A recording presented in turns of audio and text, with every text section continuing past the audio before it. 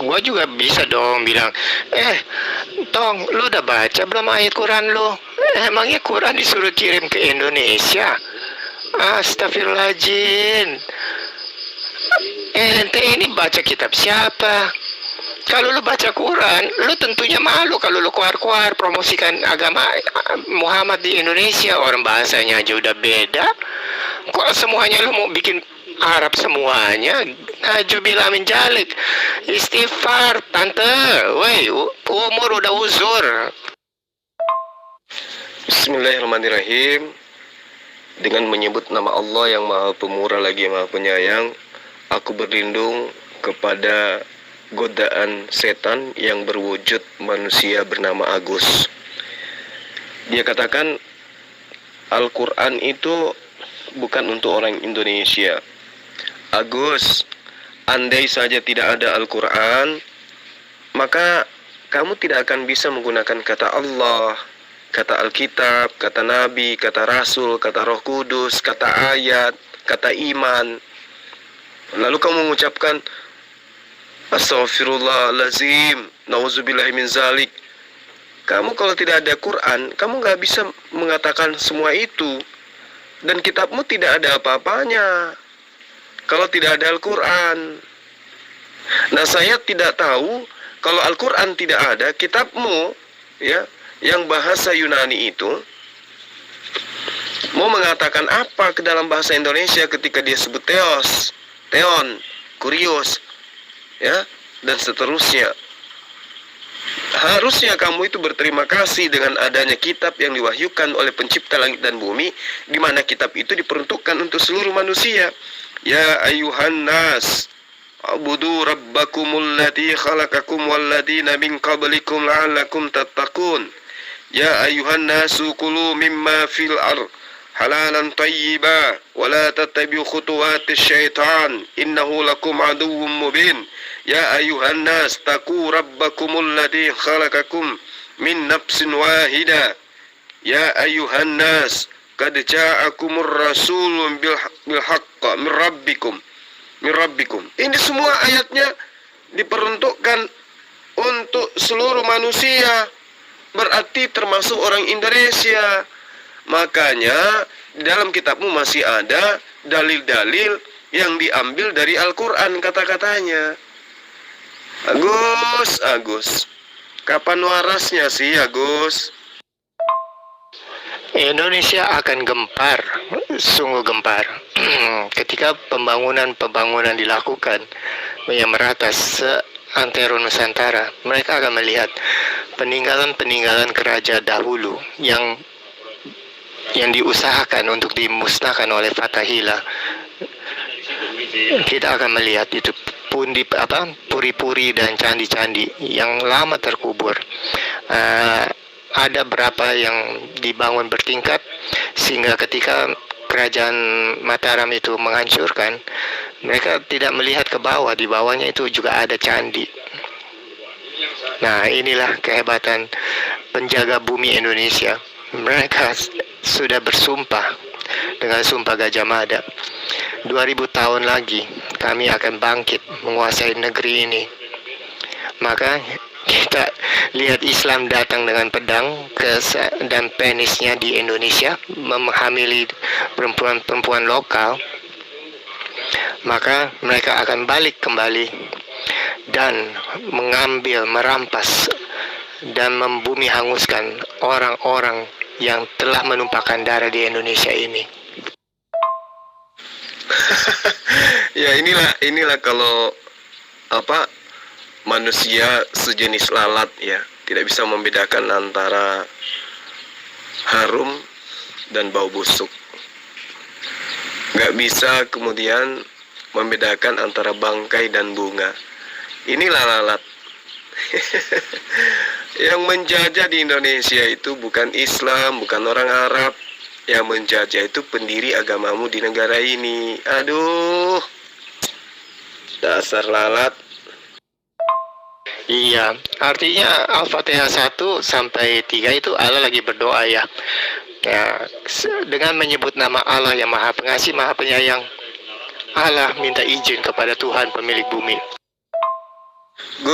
Agus, kalau belum bisa membedakan antara bangkai dengan bunga, nggak usah bahas Al-Quran, ya.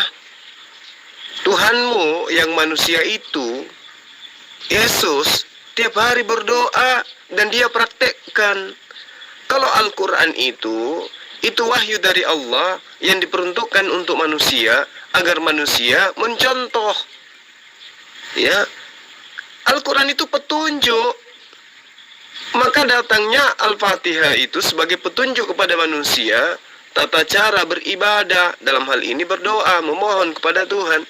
Lah Yesus, Tuhanmu itu manusia, mempraktekkan dirinya bagaimana kemudian dia menjadi hamba yang taat, yang sangat takut kepada Allah. Kamu harusnya sadar, Gus. Ya bagaimana mau sadar? Lalat. Tidak bisa membedakan antara bangkai dan bunga. Sekuat apapun manusia mengajarkan, menyampaikan bunga itu harum, bunga itu indah, tetap saja si lalat milih bangkai. Itulah kamu. Ya, jangan mulai asumsi, bos. Ya, dengan menyebut nama Allah yang Maha Pengasih dan Penyayang, kami tabiskan Zuma menjadi manusia dungu yang membaca kitab orang, tapi tidak berani baca kitabnya sendiri. Kalau lalat itu memang nggak bisa membedakan antara kitab suci dengan buku yang dianggap suci, memang nggak bisa. Lalat itu nggak bisa membaca kitab suci.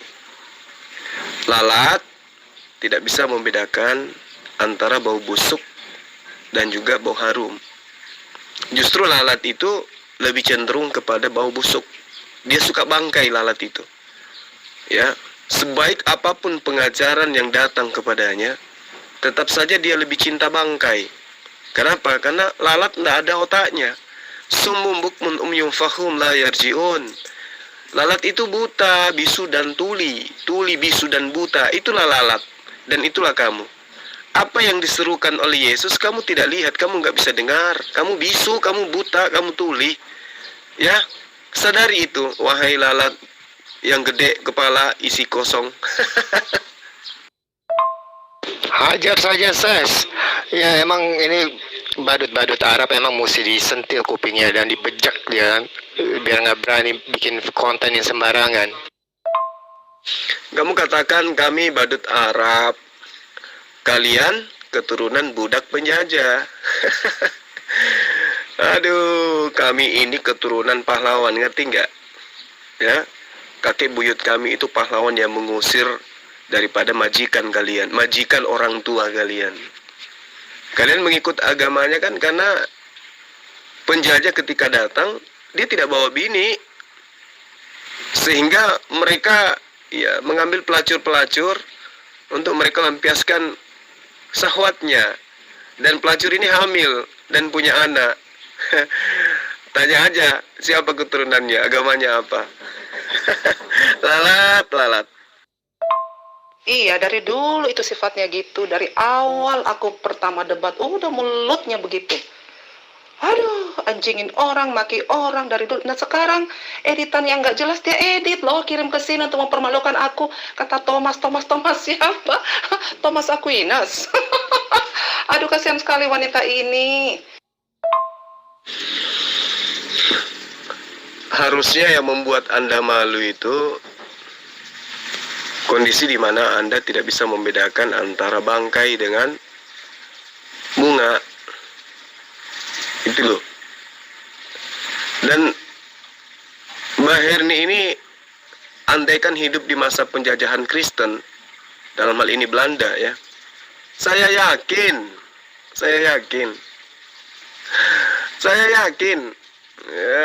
Anda akan menjadi titik-titik penjajah Belanda. Bahkan Bang, menurut kitab mereka justru Tuhannya mereka tuh yang turunan penzina. Iya, itu sebenarnya hanya penistaan ahli kitab terhadap para nabi. Jadi kitab itu berisikan ajaran ahli kitab Bani Israel ya, yang menghujat nabi-nabi. Lalu mereka imani, karena mereka ini kan cuman korban dari penyesatan ahli kitab yang diseru dan dinubuatkan Yesus dalam Matius 23 nomor 15 itu. Mereka ini 2 kali lebih jahat daripada ahli kitab. Begitu, Ukti. Oh, istiqomah bang, istiqomah. Saya kasih ilustrasi. Seorang ibu melahirkan anak, terus ibunya itu mengirimkan salam.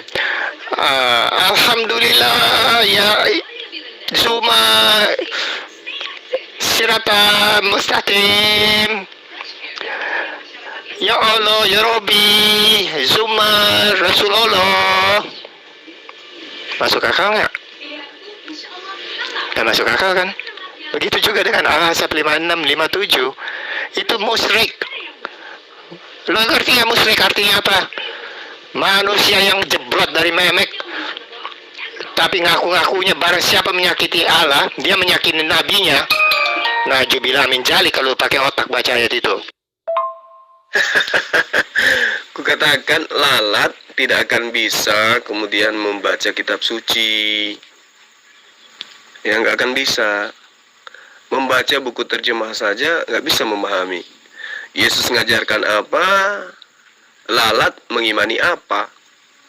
Ya, sama seperti seorang ibu ketika dia memiliki anak bayi. Ibu ini akan memanggil anaknya, seruan ibunya pertama kali ke anaknya itu adalah ibu, ibu. Yuk panggil ibu, yuk sayang, ibu, ibu. Artinya apa? Apakah ibu ini memanggil kepada ibu? Tidak. Dia mengajarkan anaknya untuk memanggil dirinya ibu. Maka ketika anaknya itu sudah dewasa, remaja, si anak tadinya ini akan memanggil ibunya dengan panggilan ibu. Tidak mungkin memanggilnya dengan panggilan bapak. Tidak mungkin memanggilnya dengan panggilan tante. Karena ibunya yang awal mula mengajarkan itu. Makanya di Islam itu awal mula masuk Islam bagi orang yang mu'alaf itu adalah memanggil Allah dengan seruan yang benar, mempersaksikan Allah, tidak ada Tuhan selain Dia.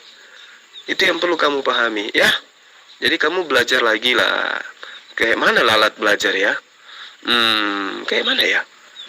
Ya, terbang dan hinggap di bangkai. Oh, Yesus keturunan pezina. Nah, lo mesti tetapkan dulu titik startnya dari siapa. Sebab banyak yang dari perjanjian lama itu yang emang keturunan penzina. Nah, cuman kau harus jelaskan siapa yang kau maksud itu Yesus keturunan penzina. Silakan. Nah, cobalah lihat lalat ini ya kan. Lalat ngaku Yesus keturunan pezina, tapi dianggap Tuhan. Gitulah lalat. Tahu kalau itu bangkai, tapi disedot. Astagfirullahaladzim. Lalat. Kok masih tanya di kitab elu? Justru di kitab elu Yesus dikatakan turunan penzina. Coba jelasin nama gua gitu loh. Lu gimana sih? Malah balik tanya kalau ditanya itu dijawab, bukan malah balik tanya. Kebiasaan kalian kayak begitu. Jelasin. Di kitab elu Yesus dikatakan keturunan penzina. Coba sekarang gue mau tahu ya kualitas-kualitas Otan di sini. Jangan berotak cabul, jangan cuman bisanya main fitnah. Ayo dialog secara akademis, alkitabiah, bisa enggak? Ya kalau kalian misalkan masih jadi Otan-Otan goblok, nggak usah sok jadi pendebat gitu loh. Agus. Ya, kalau yang selevel tai lalat aja diperebutkan, Gus, diperebutkan. Ya, yang lagi viral diperebutkan, yang ada tai lalatnya itu, saya nggak bisa bayangkan penjajah-penjajah yang beragama Kristen yang bule-bule ganteng-ganteng itu. Wow, pastilah nenek moyang kalian, buyut kalian itu berebutan ya kan? Berebutan jadi apanya? Jadi titik-titiknya. Lalu keturunannya ya kayak kalian ini, kumpulan lalat yang tidak bisa membedakan antara bangkai dengan bunga. Hai, Agus, jadi lalat tuh kamu. Nah, begitulah kalau lalat kotoran pun dihinggapin, Bang. Ya, bahkan disembah-sembah kotoran padahal ya. Udah mereka yang nganggap Tuhannya turunan penzina, terus mereka sembah-sembah juga. Betul apa yang dikatakan lalat itu selalu hinggapnya di atas kotoran, Bang. Oh, tidak, Ibu. Maaf ya. Kitab kami, Perjanjian Lama, itu selalu ada dua kisah, Bu. Nah, makanya harus teliti benar kalau buka mulut menghujat, harus tahu sumbernya dari mana, kitab mana. Banyak nama yang double di dalam Perjanjian Lama. Cuman kan bagi orang luar mereka tidak tahu kan. Ya sudah, makanya itu belajar lagi coba. Yesus dikatakan keturunan penzina dari suku mana dan ayahnya siapa? Silakan. Apa? Kitab kami? Lalat. Kitabnya Bani Israel kok dianggap kitabnya sendiri, gimana sih? Dasar lalat, gak bisa membedakan antara kitab Bani Israel dengan Bani Kulub. Bani Kulub itu kitabnya kitab Yunani, Perjanjian Baru. Kalau Perjanjian Lama, meskipun hanya Septuaginta, tapi itu kitabnya Bani Israel, tuyul. Terkait dengan cerita yang dibangun kemudian kitab itu yang menghinakan dan menistakan para nabi. Kan memang ahli kitab itu gemar menghina nabi, bahkan membunuh para nabi. Iya kan?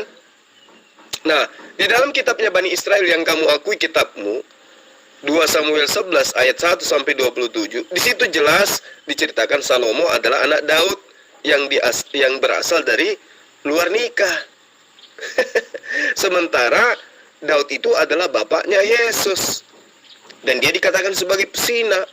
Berarti ya wajarlah kau akui. Tapi itu bukan penistaan ya. Bukan penistaan. Tapi penghinaan ya kitab Anda kepada Nabiullah. Sementara kami dalam Al-Quran diterangkan Nabi Isa itu adalah seorang laki-laki yang suci. Arti ini malah keturunan pesina kamu. Nah kemudian selain Daud itu dikatakan pesina dan juga Salomo itu keluar dari hasil zina, ternyata Maria ibu kandung Yesus itu mengandung Yesus pada saat Maria juga sedang bertunangan dengan Yusuf. Baca Matius 1 nomor 18 sampai nomor 20. Ya. Jadi sebelum Maria hidup bersama dengan Yusuf sebagai suami istri yang sah, di situ diceritakan Maria sudah hamil. Hamilnya dari Roh Kudus, tetapi entah siapa yang menghamilinya. Ya kan? Kan begitu ceritanya. Kenapa? Karena sudah dianggap bertunangan. Kalau perempuan dan laki-laki itu sudah bertunangan, ya gak bisa lagi dia lolos dari ayat kitabmu yang mengatakan siapa yang mengingini, siapa yang memandang dan mengingini wanita dalam hatinya, maka dia telah berzina. Yusuf sudah bertunangan, berarti dia sudah, udah jawab aja. Lalat. Loh, saya bukan menghujat, itu faktanya yang ada di dalam kitab kalian. Kitab yang kalian imani kalau Yesus itu adalah turunan penzina. Kenapa jadi nuduh ke kitab penghujat? Itu ada di kitab kamu. Gimana? Bukan saya yang harus belajar, Anda yang harus belajar lagi kitab Anda, Pak. Apa urusannya? Dul, coba kau pikir baik-baik. Al-Ahzab 56 dan 57. Allah memaksa nih emaknya si Aminah. Woi Aminah, keluarin tuh jaban bayi lo. Cebrot keluar si Muhammad. Ya namanya Katem. Terus udah gede si ibunya tuh sujud sembah. La ilaha Katem Rasulullah, la ilaha Katem Rasulullah. Masuk akal? Apalagi kalau kita ngomong ini Allah bersalawat kepada Nabi bersama malaikat. Lebih-lebih nggak masuk akal. Emangnya Allah lu kerjanya cuma bisa beri salam. Hai Muhammad, halo, Tuhan berkati, semoga kau bahagia dan selamat. Masuk akal tong? Kalau masuk akal buat lo, ya buat gua enggak. Itu namanya budakin Allah, ya. Allah khusus diciptakan untuk mendoakan nabinya, itu nggak masuk akal. Apalagi Allah disamakan dengan nabinya, yaitu apabila seorang menyakiti Allah, dia menyakiti nabinya. Al-Ahzab 56-57 nggak masuk akal. kalau ada Allah yang melakukan itu. Entah lu paham atau enggak, yang pasti nggak masuk akal gua. Ngerti? Gimana mau masuk akal lo, akalmu nggak ada, lucu kamu ini. Aneh, masuk akal nggak punya. Al-Quran surah Al-Ahzab, innallaha wa malaikatah yusalluna ala nabi ya ayyuhalladzina amanu sallu alaihi wa sallimu taslima. Sesungguhnya Allah dan malaikat-malaikatnya menyanjung, ya, menyanjung Nabi, memuji Nabi. Hai orang-orang yang beriman, pujilah, sanjunglah, ya, nabimu dan ucapkanlah salam penghormatan kepadanya. Apa yang salah di situ? Wahai lalat. Kemudian di dalam ayat selanjutnya diterangkan innalladzina yu'zunallah. Terus apa masalahnya di situ? Ketika Allah mengatakan wa rasulah la'anahumullahu fid dunya wal akhirah wa addalahum azaban muhina. Apa masalahnya? Apa ada masalah di situ? Sesungguhnya orang-orang yang menyakiti Allah dan juga Rasulnya, ya, Allah akan melaknatnya di dunia dan akhirat dan menyediakan baginya siksa yang menghinakan. Lah itu untuk kamu. Tapi kamu nggak sadar kenapa? Karena kamu itu lalat. Lalat. Masa ada kitab menceritakan Tuhannya keturunan zina, tapi dianggap kitab suci. Bangke. Iya, artinya kau emang benar-benar buta huruf dan bodoh sejarah, ya. Itulah hikmat yang dari Allah, diwajibkan tolol atau kalian murtad. Oh, bawa sejarah lagi, ya. Kitab yang kamu lihat itu, yang kamu tenteng itu terjemah ke dalam bahasa Septuaginta, kitabnya orang Yahudi. Lalu kemudian diterjemahkan ke bangsa-bangsa, lalu kau anggap kitabmu. Lalat, ya. Al-Quran menerangkan summum bukmun umyum fahum la yarji'un. Orang kafir itu tuli, bisu dan buta, ya, sehingga mereka tidak bisa kembali kepada kebenaran. Itulah kamu. Kamu dicipta dalam bentuk benar. Kamu didatangkan dari hal yang bersifat kebenaran, tapi kamu nggak bisa kembali kepada kebenaran itu. Kenapa? Kamu tuli, bisu dan buta, sampai kamu nggak bisa membedakan antara sampah dengan bunga. Itulah kamu, lalat jumbo. Oh, maksudnya dari Tamar. Oke, Bu. Tahu nggak kenapa si Tamar itu sampai istilahnya berzina dengan mertuanya? Ya karena mertuanya juga udah salah. Mertuanya itu kawin dengan orang yang bukan Israel, istrinya. Anaknya 3. Nah, kemudian anak yang pertama nikah dengan si Tamar, tapi mungkin si Tamarnya jelek atau bau, kita nggak tahu. Tapi istilahnya setiap kali mau ngewe dia buang spermanya di luar sehingga tidak bisa hamil. Lalu Tuhan menghukum dia karena onani. Nah, yang kedua juga sama, karena dia tidak mau istilahnya memberi kehormatan bagi nama kakaknya, sebab itu hukum Yahudi. Dia juga lakukan yang sama, tidak mau memberikan keturunan. Dan sisanya anak yang paling kecil, dan si Yehuda menjanjikan bahwa kalau udah gede dia akan dinikahkan supaya ada nama keturunan bagi si Onan itu. Nah, tetapi ketika sudah waktunya menikah, Yehuda lupa dan juga takut apabila dia berikan anaknya yang itu kepada Tamar, anaknya juga akan mati seperti 2 kakak sebelumnya. Maka itu Tuhan menghukum. Nah, problemnya kenapa si Yehuda itu melihat perempuan yang ditutup dengan kain mukanya, sehingga dia tidak mengenali perempuan itu. Dia menyangka itu perempuan sundal. Dan juga Tamar, kenapa dia sengaja duduk di situ dan menutup mukanya? Nah, itulah suatu ketetapan dari Tuhan bahwa orang yang menikah dengan suku luar, Tuhan akan buang dia. Dan orang yang ditindas, Tuhan akan mengangkat dia. Jadi, melalui anak dari Tamar itu, Tamar keluarganya dibela Tuhan, dan Yehuda diberikan penghukumannya. Sebab itu suatu aib yang besar bahwa mertua tidur dengan anak. Dan itulah juga mengapa Yehuda langsung dipecah dari kaumnya.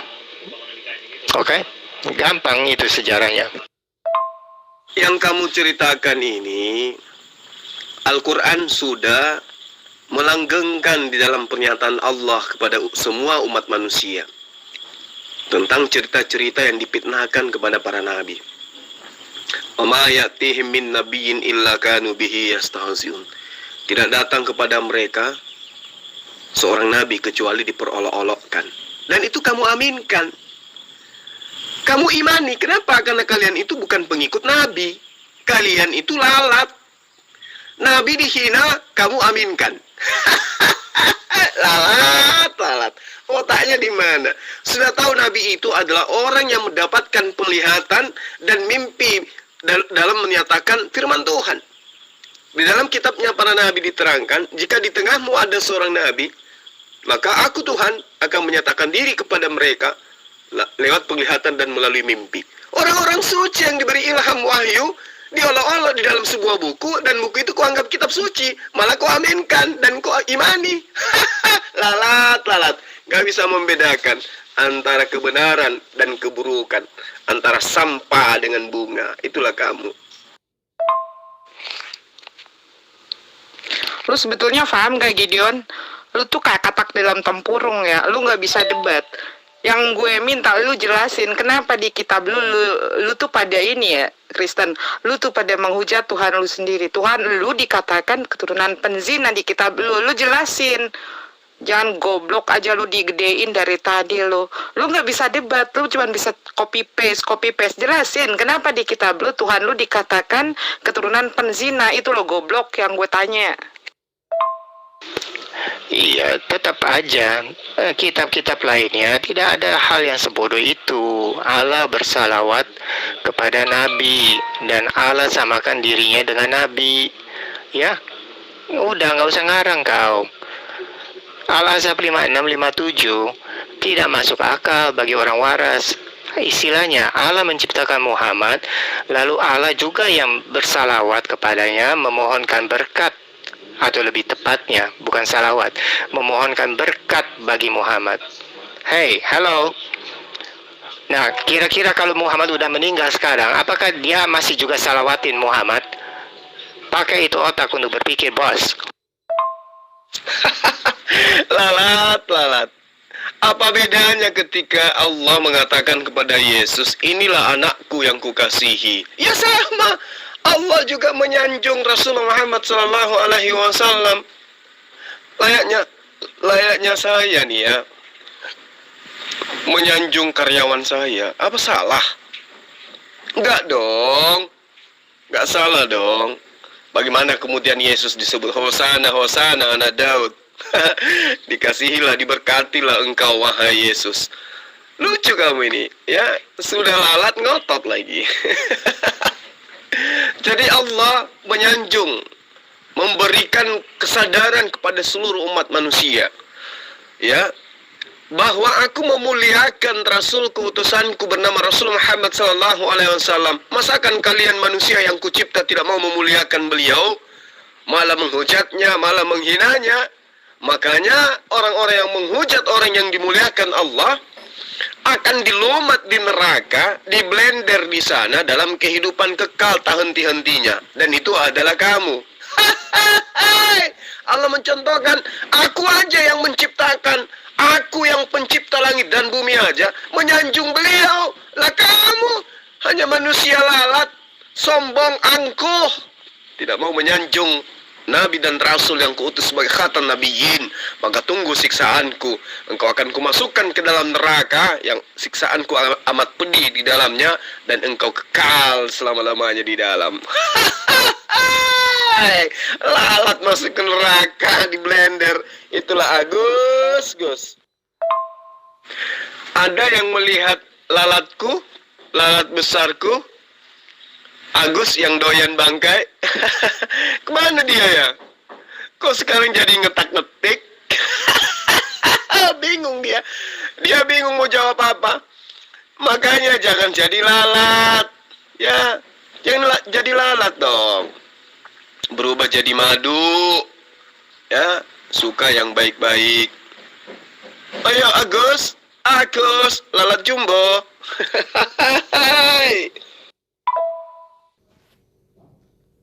Oke, sahabat sekalian, si lalat jumbo Agus sang penghujat sudah kabur meninggalkan area dialog. Ampun dia tidak lagi menanggapi VN saya. Keok dia, hancur lebur. Ya, sedikit dia ada menerima kelihatannya. Otaknya sedikit berfungsi sampai dia malu, ya kan? Karena dia sadar kalau ternyata betul yang dikatakan kalau dia itu lalat. Sehebat apapun kita menyampaikan kebenaran, dia tetap aja milih sampah. Demikian para sahabat yang ada di grup ini, grup Markas Debater. Ya, tolong kalau menemukan si lalat jumbo, sampaikan salam saya, katakan kepada dia, kalau dia cari saya, katakan bahwa aku tidak mencari dia. Lalat jumbo. Oke, salam satu Tuhan. Assalamualaikum warahmatullahi wabarakatuh.